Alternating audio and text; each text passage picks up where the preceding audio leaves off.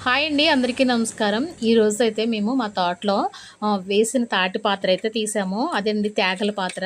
మేము తాటికాయలని పాతరేస్తాము. ఇలాగ తేగలైతే వస్తాయి. అయితే ఇంకా చాలా రోజులు టైం ఉంది. ఒక నెల రోజులు టైం ఉంది ఈ తేగలు తీయాలంటే. కానీ మాకిప్పుడే కంగారొచ్చేసింది. చేలోకెళ్ళగానే మాకు ఈ పాత్ర కనిపించగానే తేగలు తినాలనిపించి తేగలైతే తీస్తున్నాము. ఇక్కడ చూడండి ఈ తేగైతే ఎంత పొడవుందో.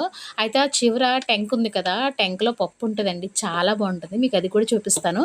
మీలో ఎంతమంది ఇలా తేగల పాత్రలోంచి తేగలు తీసుకొని చక్కగా ఉడకబెట్టుకొని తిన్న అనుభవం ఉందో కామెంట్ సెక్షన్‌లో కామెంట్ చేయండి. నాకైతే మాది పల్లెటూరండి. చిన్నప్పటి నుంచి నాకు ఇలాంటి అనుభవాలు చాలా ఉన్నాయి. ఎందుకంటే పల్లెటూరులో ఇలా తాటెంకలు తీసుకొని పాతరేసుకొని అవి తేగలొచ్చిన తర్వాత తినడం సహజమే కదా!